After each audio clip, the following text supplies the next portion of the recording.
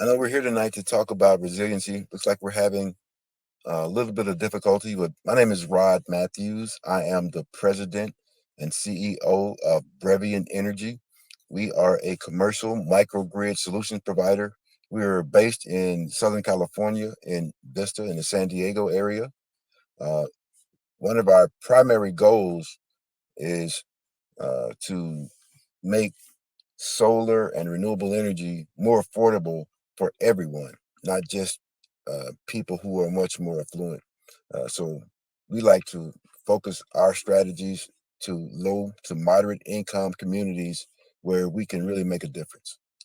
Um, One of the biggest things we were talking about was after these series of hurricanes we've just seen, with them becoming more frequent and becoming more powerful after they hit land, the aftermath of that is people being without power for days and sometimes weeks on end. Um, we like to install microgrids in these areas where uh, falling power lines and things of that nature aren't as big of a problem because people are generating all of their electricity locally. So, from a resiliency standpoint, that is much more efficient, and that's the optimal way to be for energy security and affordability. So, to prepare for the future, we need to invest more in microgrids to allow, excuse me, more people on the commercial level and also at the residential level to have battery power, have things like supercapacitors, things of that nature, and to pair with solar to uh, make energy much more independent for everyone. Uh, that guarantees security and that keeps the cost down for everyone as well. So we don't have to worry about all of these transport issues, which we face here with our current electric grid. You know, we just saw Florida and the East Coast go through hurricanes, but we are here in California where we face, wildfires a lot of times. So same thing here. Uh, a lot of the electrical power companies, when the winds get up to a certain miles per hour, say anything over 20 miles per hour, they're shutting off the power in these areas because it has been historically seen that, um, down trees or things like that can start these fires, and these fires can rage for days and do a lot of destruction. Uh, and we see power, disrupted for a lot of people. So right now, I would rate us on a scale of 1 to 10 where we are as far as microgrid deployment. I'd give us about a 3 to 4, right? Uh, I think we need to focus our attention more in these areas. We need to focus our attention more in renewable energy because there's only a finite amount of oil left in the ground, and it is damaging our planet, as we see with all of these recent storms. But I think we need to pay more attention to that. The past administration, with the Biden administration, with the Inflation Reduction Act, they dedicated, over $1 trillion to upgrade our energy infrastructure over the next 10 years.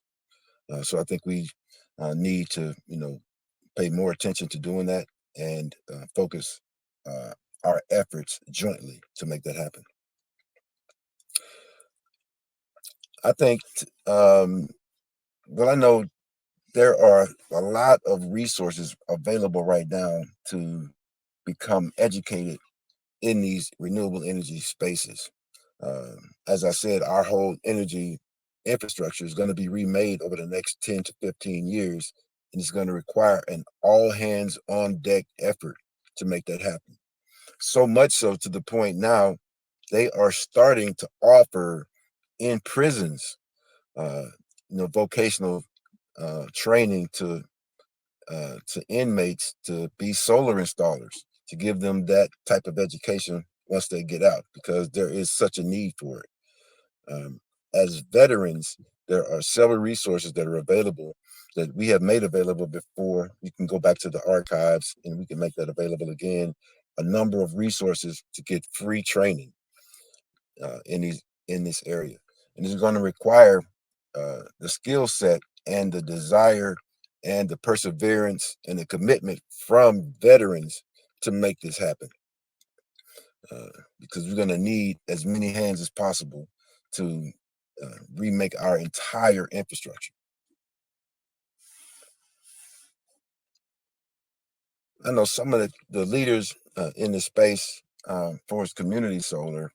Um, we're working with a company called Midflare, and together combining our efforts, we are making huge progress in states like Texas, and states like Louisiana, Illinois, and working jointly on projects here in California. So um, we are together making an effort. There's another BIPOC black-owned company based out of Atlanta, Georgia. So our goal is to uh, keep striving forward, keep looking for more and more communities we can help. Right now, as a matter of fact, we're meeting tomorrow regarding a project here in San Diego area on a closed landfill that currently is a hazard to the communities, a health hazard. As we all know, most landfills are located, next to areas that are, not populated by mansions. So there are a lot of people who are underprivileged and don't have the voice. Is the reason why they put those things in their communities. We want to be able to take that liability and turn that into an asset to where members of the community can experience lower cost energy and much more resilient energy right there on that landfill. Um, that's why, I've been, I never tell people how to vote or who to vote for. But I say it's very important for your voice to be heard in this coming election, because we've seen, the policies over the past 8 years of, two different administrations, the policies as they regard to renewable energy.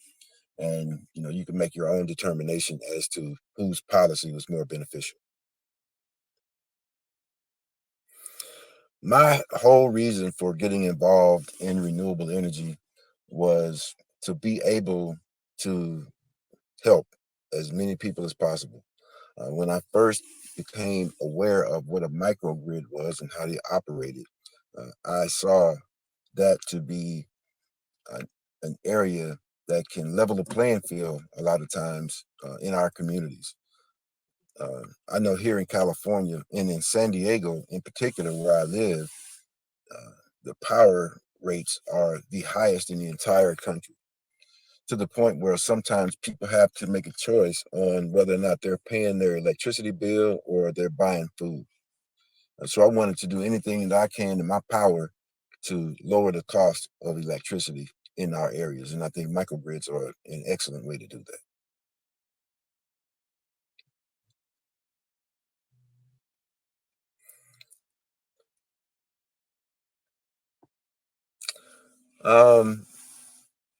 We have been selected to a number of different programs.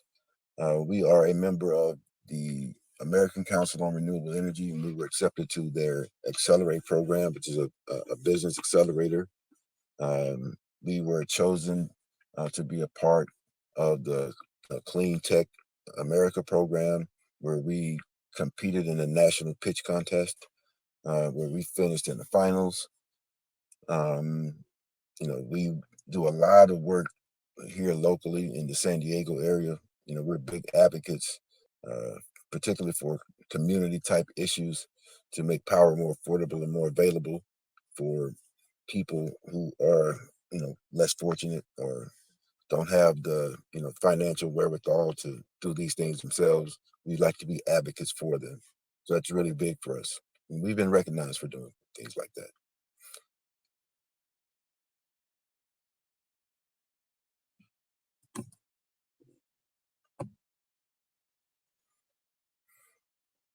And our goal in this upcoming year is to, expand our reach We want to do, you know, more and bigger projects. We're starting to talk with some, more municipalities. We want to do things on a more of a utility scale, working with some cities. We have been in some talks with them, so the future looks bright for us. And above all, uh, we want what we do to not only help us, earn a dollar or two, but we want to make a social impact. I think from that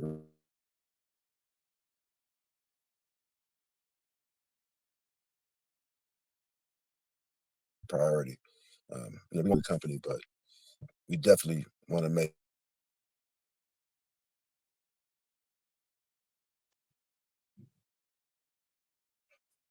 So 2025 looks to be a busy year for us. It's already starting out that way.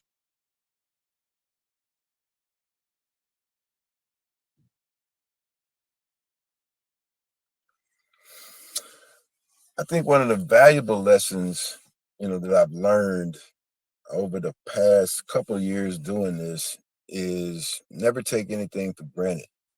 Uh,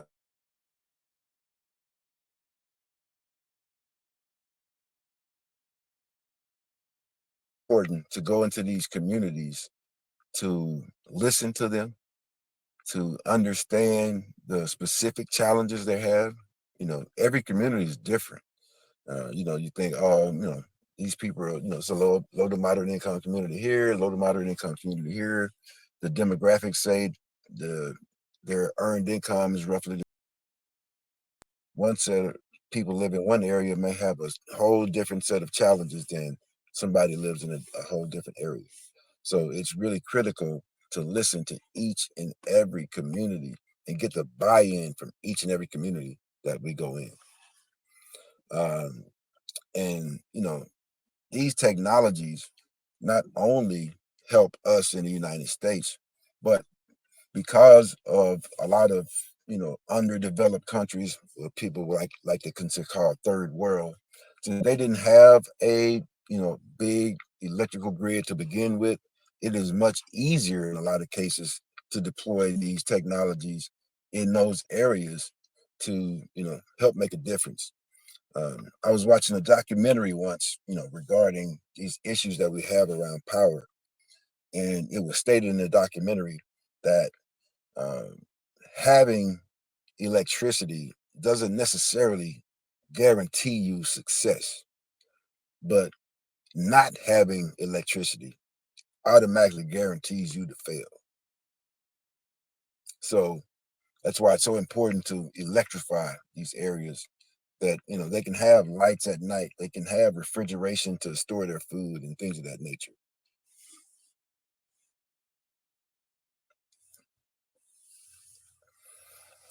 Um, this field is wide open. Uh, I know for a fact a couple guys who was recently released from small stints that they did in jail or in prison for over 5 years. They look to be rehabilitated. They got out of prison, and there were a few programs that were workforce development programs that actually taught them how to be solar installers. Um, and one of the guys, his name is Anthony. He went from being a solar installer over the course of 2 or 3 years to actually starting his own business, doing it to where he was actually selling. And this guy, in the course of about 6 years, went from being released from prison to owning his own company.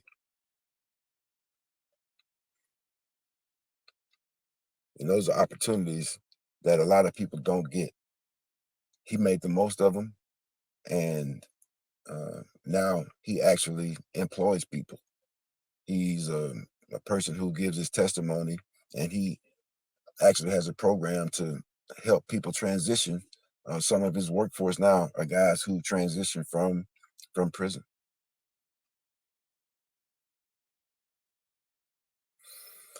Um, if you have a licensed you're a licensed solar installer, you're a licensed electrician, have a C10 license that's recognized anywhere in the country, that you can be a solar installer. As long as you have a license, it's legal to do it anywhere in the United States and across in the world for that matter.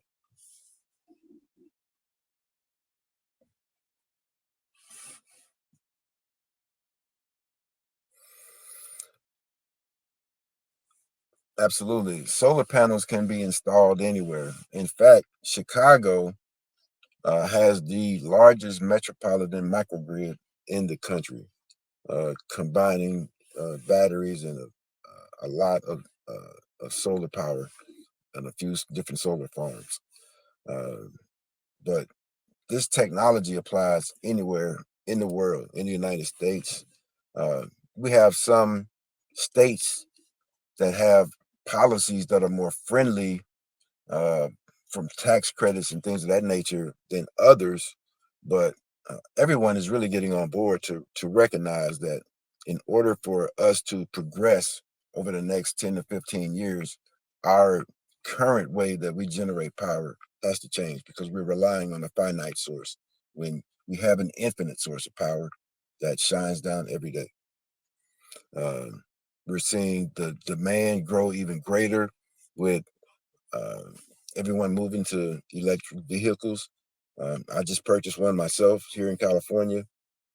We see a huge demand here, but we also see in states like Texas, we're seeing much more spike of demand in Colorado, in Washington. So, we're going to need a lot more power generated over the next, 10 to 15 years. And the way to really truly do that in a responsible, affordable way is to really go all in with more renewable energy resources. Um, we can be reached at uh, Brevian Energy. That's BREV as in Victor, IAN energy.com. Or you can reach me personally at 760-925-5500 if you want to continue this discussion. We're always looking to collaborate. Again, our goal is to advocate for the people who can't do it for themselves.